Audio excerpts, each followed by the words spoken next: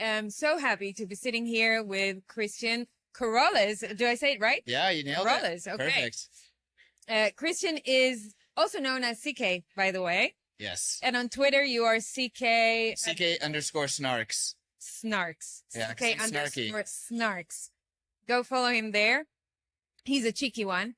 Director of Financial Freedom. That's the title. Director of Financial Freedom at HRF Human Rights Foundation. Yep. Right? That's correct. So let's start, Christian, by telling us a little bit about your background and how you got to HRF. And I know you were with BTC before. Yep, BTC Inc. So tell us more. Yeah, so, I was a average millennial trying to work in software after college, and I was living in the Bay Area, and I worked at several venture-backed startups. And in 2017, I discovered Bitcoin. A friend of mine, she had been like, hey, you need to actually check out Bitcoin and pay attention to it. So I had listened to, at the time, it was the biggest Bitcoin podcast. It's called Unchained. It was a crypto podcast. And I listened to every single episode on a long drive to a wedding, all the way there and then all the way back. I listened to every single episode on 2x speed, and then got home, bought Bitcoin immediately, and within 3 months, I quit my job. So 2017, it was still pretty easy. You just download Coinbase, and now there's so many options beyond Coinbase. But yeah, I downloaded Coinbase, bought Bitcoin, bought Ethereum, bought Litecoin, bought all the things that were on like that they offered. From there, I was completely obsessed, and I had to quit my job. So I actually quit my job 2 weeks before Christmas that year, which, if you look at the Bitcoin chart, was the top of the market. So all of my coworkers at my previous job were probably just clowning me and making fun of me because, like, what an idiot. He quit his job at 20K Bitcoin, and now it's cut in half in a month, effectively. Yeah. But I had a lot of conviction very early on, and I was lucky. In January of 2018, I went to another crypto conference, a crypto conference called North American Bitcoin Conference, and I met the CRO of BTC Inc. at the time. Shook his hand, said San Francisco Bitcoin sales. He gave me his card. He said, call me. And a month later, I had a job, and I was there for 5.5 years. I started as just a salesperson doing event and media sales, and then got into podcasting, took over the multimedia division, then the media division. And then by the end of my reign there, I was managing pretty much all operations. Did you have your own podcast there? Yeah. I podcasted a lot under the Bitcoin Magazine podcast. Okay, yeah. Long ago, I had a podcast that would argue Bitcoin maximum versus Ethereum called POV Crypto. But right now, I'm not doing any podcasting other than when I'm guests on shows like this. Yeah, cool. So first of all, thank you for having this conversation with me. I'm, for those who don't know, because you didn't watch the panel that I participated in, CK was the moderator of the panel. That's how we got to know each other. Yes, and he did an amazing job in moderating 3 older people that all come with very extensive, ideas and a lot of knowledge. And you did a really good job in navigating through this. Thanks. So well done. And the panel, I think, was great. I mean, what did you think about what we talked about?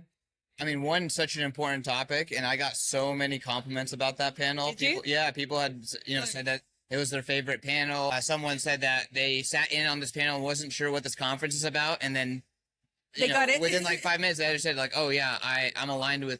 We brought them in very quickly. Yeah, like we're not about CBDCs. We're focused on Bitcoin. So I think it was really smart for the organizers to put that place that at the beginning, because I think it's a statement. Mm. Okay, and so give me your take. I know we talked a lot about CBDC, but your take, your view on where they're trying to take us in the fiat world towards a CBDC future.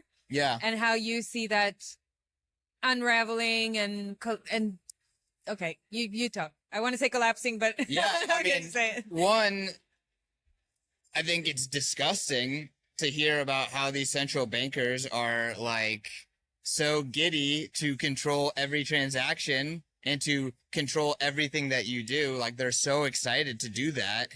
Like, it's disgusting seeing them behave this way. Like, they're clearly not thinking about the best interests, and they don't have respect for freedom, and they're showing that. And then two, it's going to be laughable to see them try to implement this idiotic tech because one, they're governments and central bankers, not technologists. And we've seen governments try to unroll top-down government technical projects many times before, and it's shoddy. Yeah. You know, like they don't do a good job. And really what we're seeing right now is Bitcoin is so powerful and has made such a huge impact already that the CBDC conversation has to happen because these bankers, they know that they need to innovate or try to innovate. But the reality is that we have an open, organic system that is Bitcoin that is emerging in the wild. Like, you are using Bitcoin today, right? So like the adoption of Bitcoin. I'm an oldie 43-year-old. You know, yes, I am techie, but you know, I'm not your typical adopter. Yeah, and I didn't even want to point you out as like a specific type of person, but people are using Bitcoin. Bitcoin's adoption, maybe it's not the whole world right now, but it's not zero. Yeah. Every other central bank digital currency is on zero still. It's on zero. So Bitcoin's head start is much further along. And then here's the interesting thing about being in the Bitcoin space for a long time. You start to learn that not even the hardcore enthusiasts that have been in this space the entire time can predict what's going to happen in 6 months within Bitcoin. That's how dynamic it is, right? That is how permissionless and open it is for people to add value to the system. Mm-hmm. That is not happening in central bank digital currencies.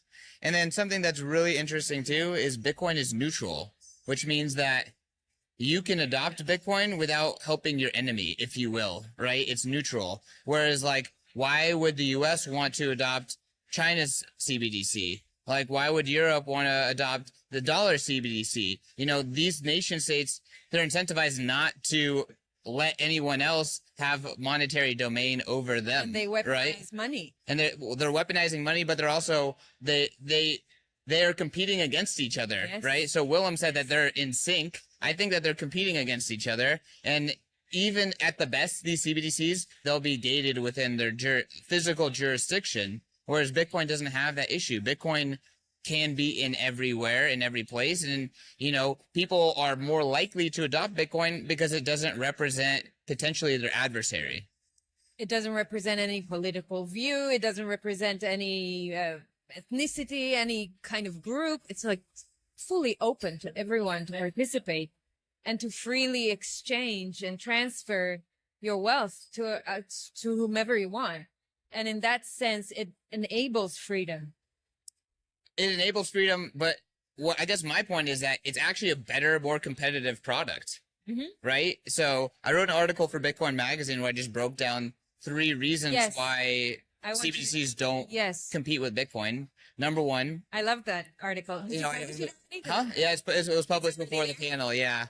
You know, I'm going to put a link to it in the notes. awesome. Yeah. And I'm not trying to be emotional. I'm not trying to be like, we need to do this because we're doomed otherwise. I'm just trying to say flat out, if you look at how technology moves, especially network-based technology, free open source is what actually works, is what actually is competitive.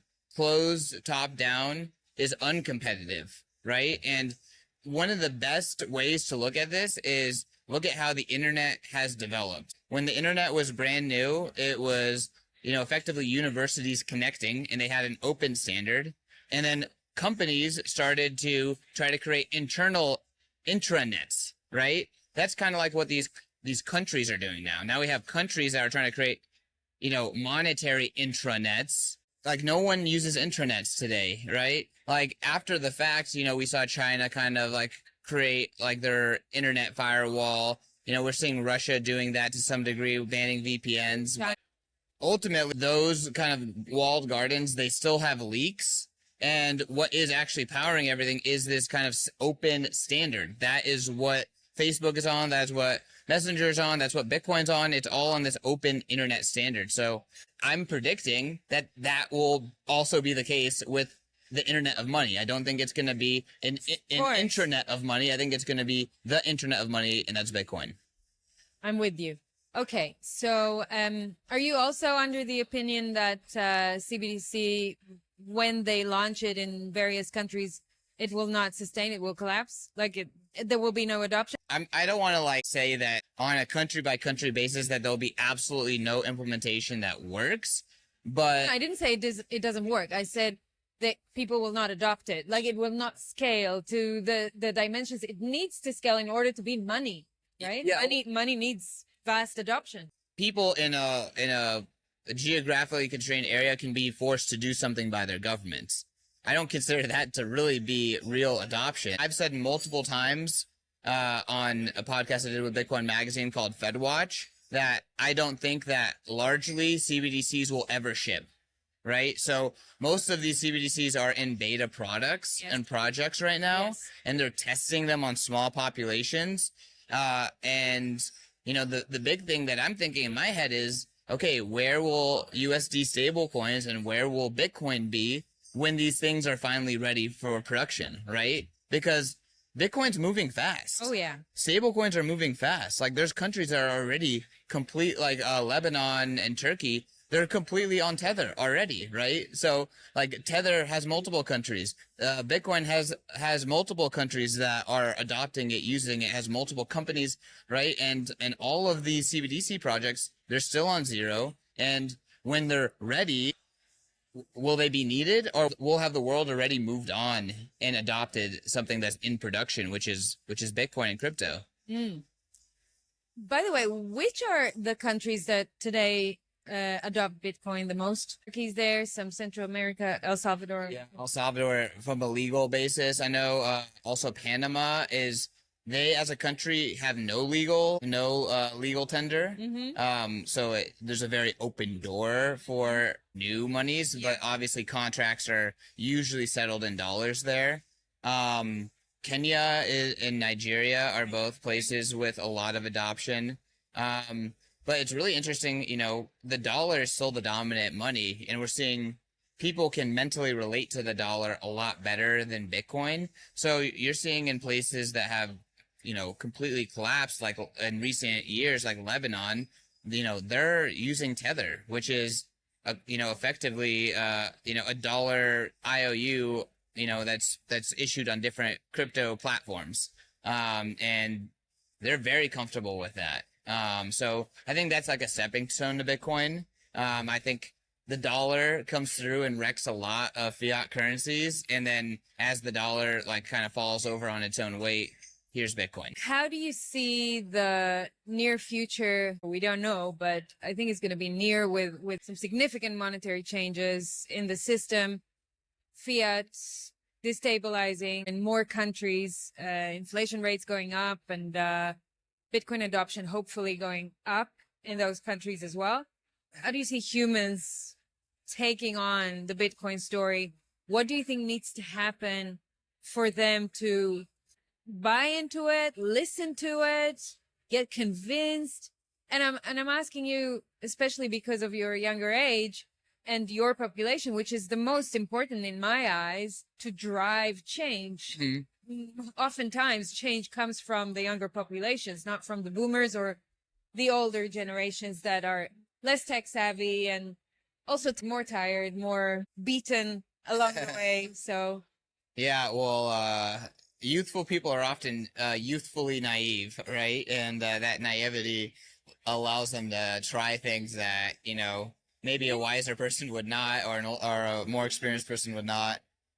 You know, I think that across the planet, people are waking up to the fact that the money's broken and they broke the money. And that is affecting people's lives very negatively. You see these videos from Canada and Australia, these places where the supply chains are broken, their money's broken. They don't necessarily produce that much value for the planet, and not to like just, you know, take away from them, but just from a GDP and a raw output. You know, these are service economies, and like they're having the quote unquote cost of living crisis, right? Where you can't make enough money to just afford to have a house above your head and to have the minimum viable food that they're used to and think that they need to sustain their lives. So I guess what I'm trying to say is that what is happening between the Bitcoin ecosystem and the legacy fiat system is there are two economies that are operating simultaneously but separately. And we're seeing, like, obviously the Bitcoin system is way too small to take on how big the existing traditional system is. But as it grows, its capacity to take on more of the fiat system increases, as well as people's awareness of it. But simultaneously, as the fiat system is deteriorating, more and more people become aware of that gap between Bitcoin having growth and fiat going down. So it's just going to become more obvious. In 2015, 2013, when the most cutting edge people started to become aware of Bitcoin, it was so much less obvious how broken and how hopeless the system was. Yes. And how much more obvious is it now in 2023? 100%. So I just think that trend is going to continue.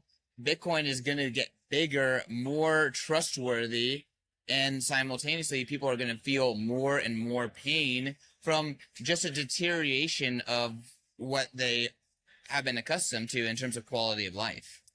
Do you know if anyone in the Bitcoin community is working on projects to help and onboard boomers and elderly population that naturally either don't get it or get it harder? Like they really struggle. Yeah, there are people. What would be your tips for that kind of population? Partially, like, change comes with people passing away and moving on and newer generations kind of taking power. So that's a very real dynamic that's going to be at play. I also think that, okay, let's call them boomers, the current, kind of generation in power, they're not that tech illiterate, and we see tech getting easier.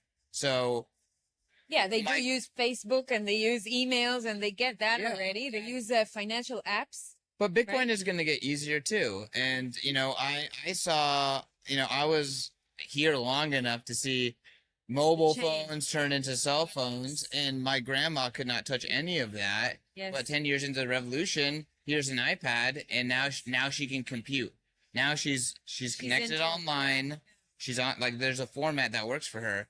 So I truly do think that, like, UX improvements in Bitcoin are only at its very, very nascent state, and it's only. I agree with you. I've been into Lightning a little bit lately, and for me as a very techie person, it was still quite hard to set things up because things are very new. They're nascent.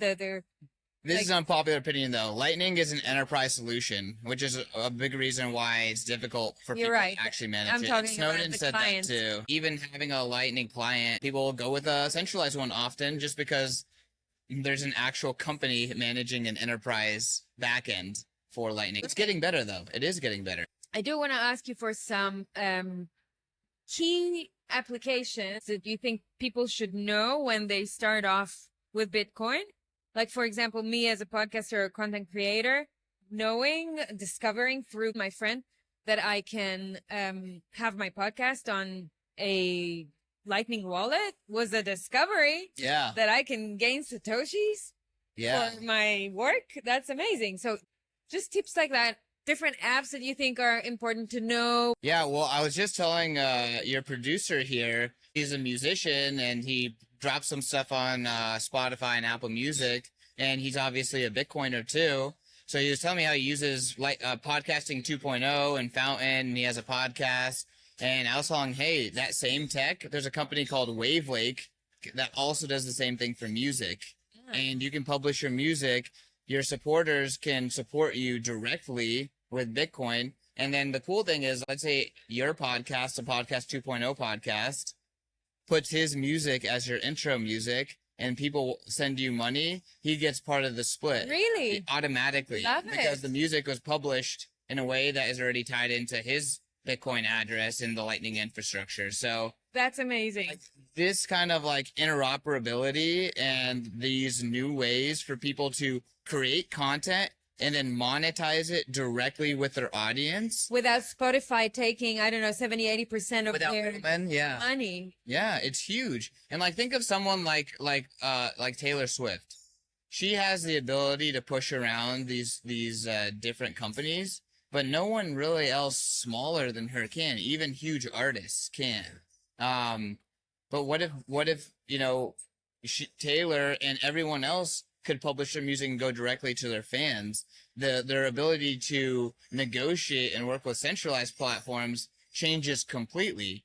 And yeah, the world hasn't adopted Bitcoin yet, but when they do, that's going to be possible too. So there's a lot of awesome kind of freedom enhancements that come with every element of using the internet and digital content and digital products. Bitcoin enhances all of that directly. So that's why I think boomers will use Bitcoin because it's just going to get integrated into their lives anyways. And soon they're going to be supporting politicians and other people that maybe they think they need to support with Bitcoin because those politicians I know this for a fact in the US, if you're a Democrat, you have to, and you're a candidate, you have to fundraise in US dollars via the Democratic platform called Fund Blue.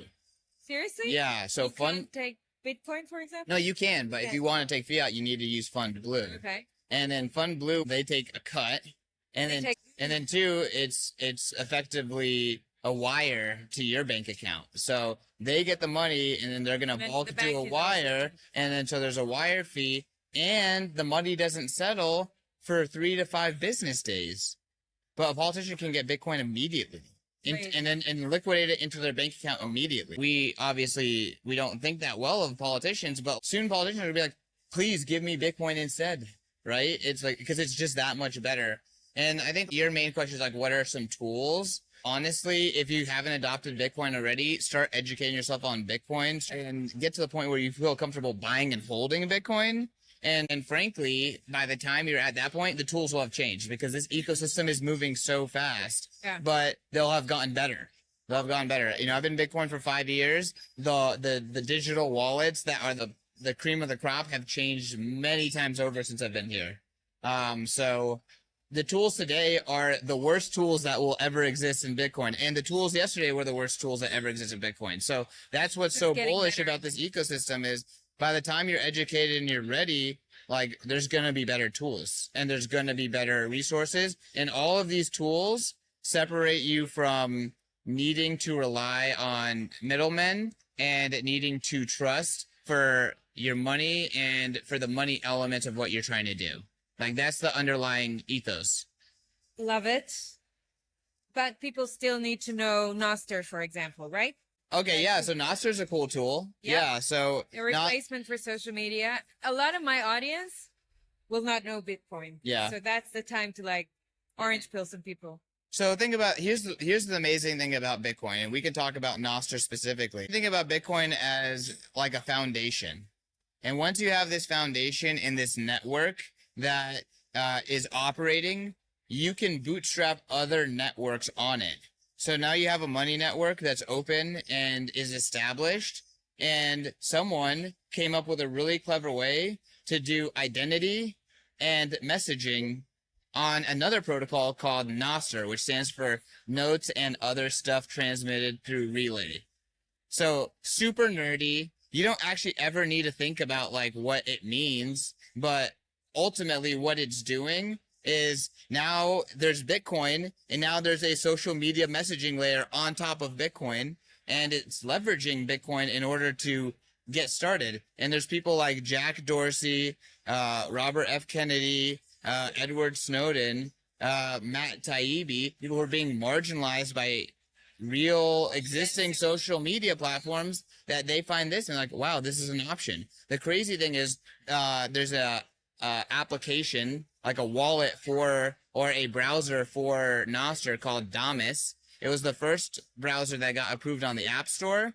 And as soon as it got approved on the App Store, it was flooded by Chinese people trying to have free social media, trying to communicate freely. And then within 3 days of that, Apple was forced by the CCP to take down this off the Chinese App Store. Yeah, And they did. well, yeah, because Apple's completely cucked by the CCP. But excuse my language. But yeah, I mean, that's what Bitcoin. And again, no one saw Nostr coming.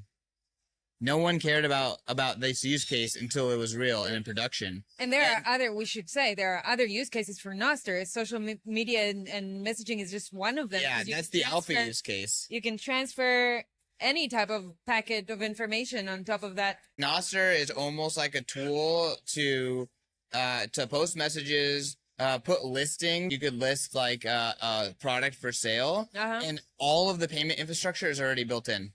Right? So imagine you just spun up your Nostr account again 15 minutes ago. Yes, I just did it. I've got Nostr. And then in 2 minutes, you can add a Lightning wallet to it. Yes. And then you can post something and say, hey, I'll ship it to your house. Got a Damos client. Whatever, you could post something and say, hey, I'll ship it to your house if you want it. DM me. And then you can receive payment all instantaneously without having to give up your identity, without having to give up anything. And these are just the early use cases. Well, the boomers who may be listening, think about the trajectory of the internet. How difficult was it to use internet when it was only email and only AOL? And then now it's just gotten so much more useful and so much more powerful. And we're seeing that again happening on Bitcoin, Nostr, and this like stack building up that is a sovereign and free internet. It's the opposite of the CBDC and the closed garden Facebook world that, is being pushed on us from every angle.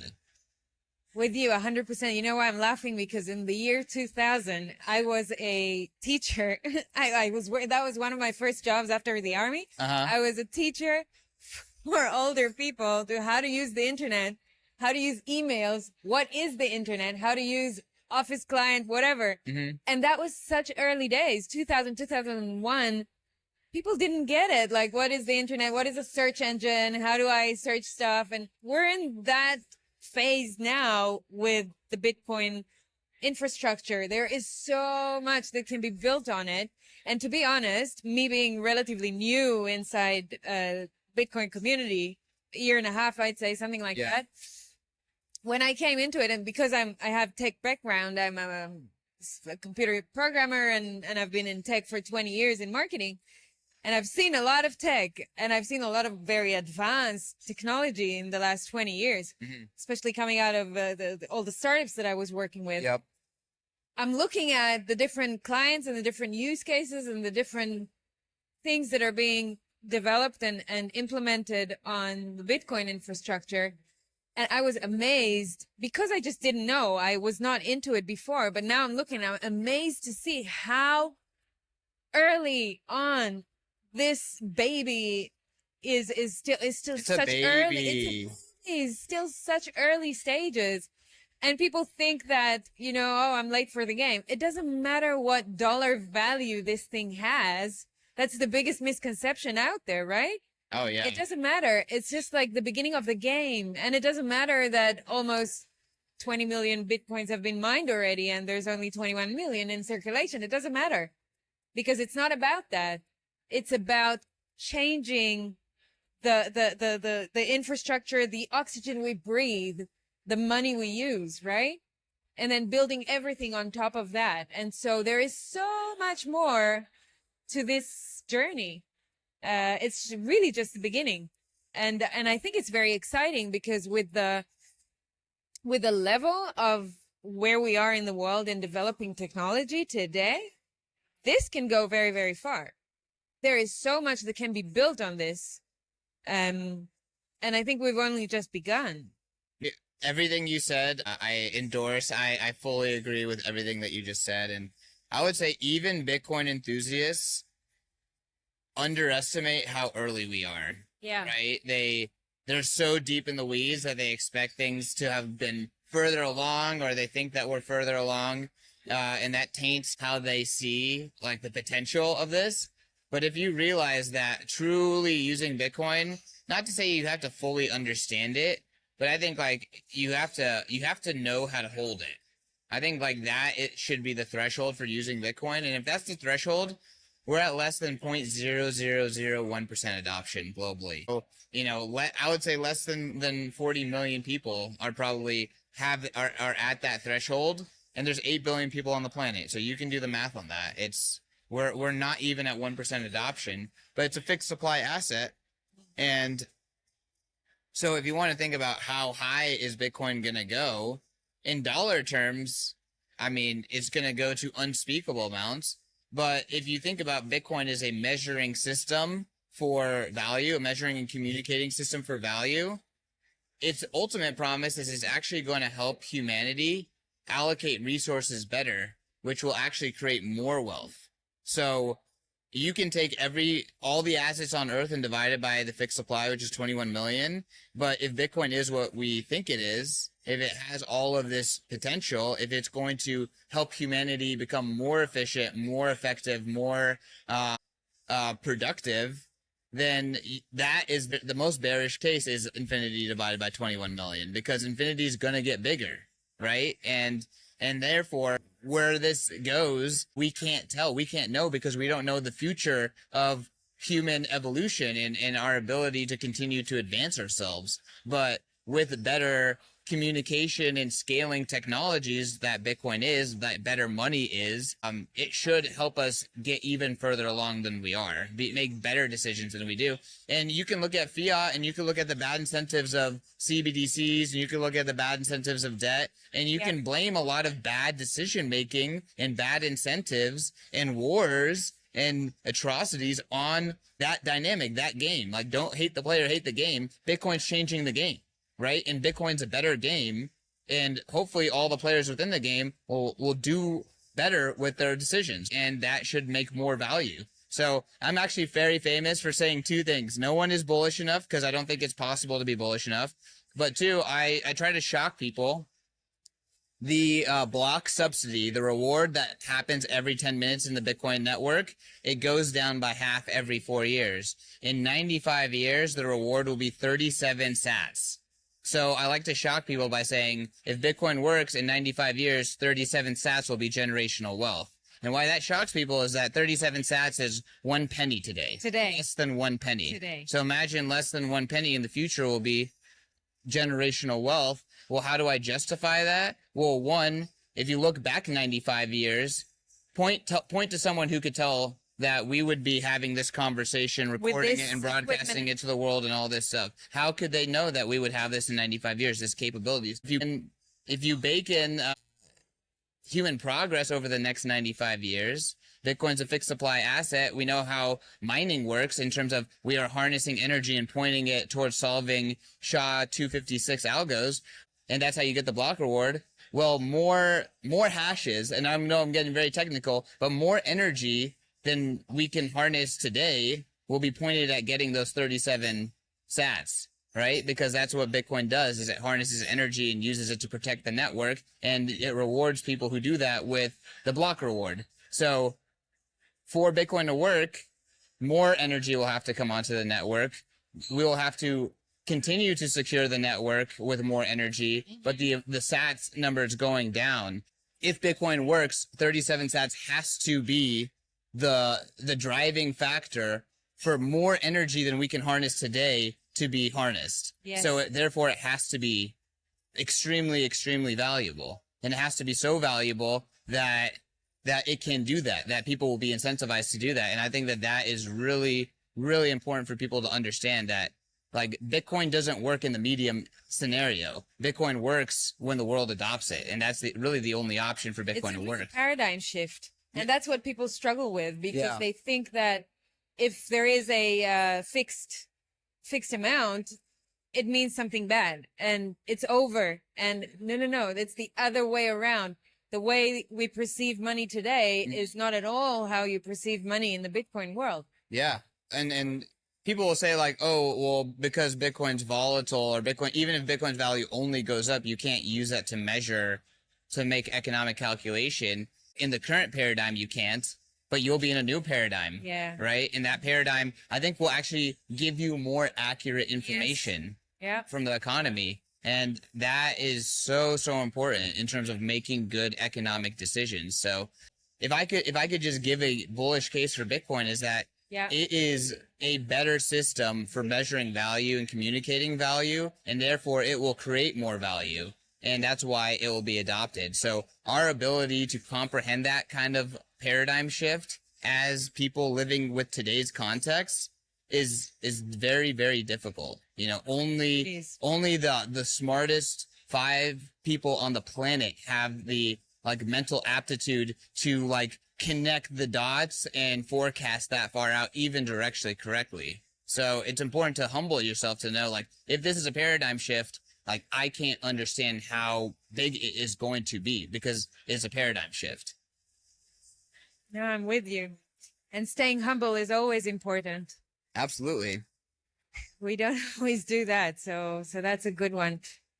CK, anything you want people to know about you, about what you're doing today? Any message you want to leave them with?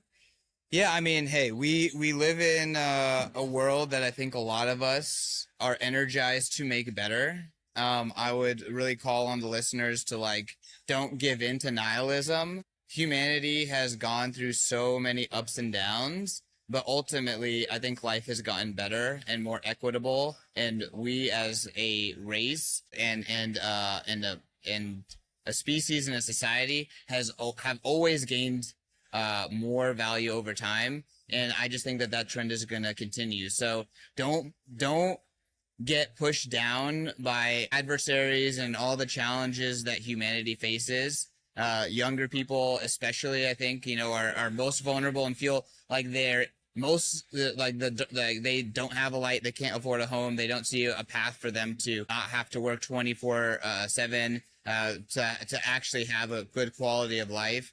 And humanity finds a way, and I think that Bitcoin is another reminder that that is the case. That through the struggle, we find a way to get better, and it gives me a lot of hope. So I feel bad for people who don't have Bitcoin in their lives because it's a harsh and scary world out there, and everyone needs a little bit of hope. So I love that you say that, because the end of our panel was also humanity finds its way, and you brought those words to life in the panel, and I appreciate you for that, because I think that people forget how creative we can be in times of trouble and really tough times, and we are experiencing tough times right now. And yes, I think if people open their minds a little bit more to those new alternatives that are out there, led by Bitcoin, their lives are going to start getting better. And yes, your message for the youth is super important, because we see so many young people depressed these days. yeah, Losing sad. hope. It's very sad. And you are a young person that is so sane, that has 2 feet on the ground, and and your head in the right place, your heart in the right place. And, you know, I encourage people to follow you and Thank you. read you Yeah. and take your content, because you're someone that needs to be followed and be inspired by. So thank you so much. Shucks, thank you. And I know in our conversations, you were like, it's money time. So y'all, it is the money time. It's time to fix the money. It is. So that way we can fix the world and keep building a better world. But thank you so much for having me on the show. Great conversation. It's been a pleasure to get to know you too through the panel and through this event. So I'm a big fan now. All right. Thank you, dear. Cheers. Thank you so much. Thanks for being with us.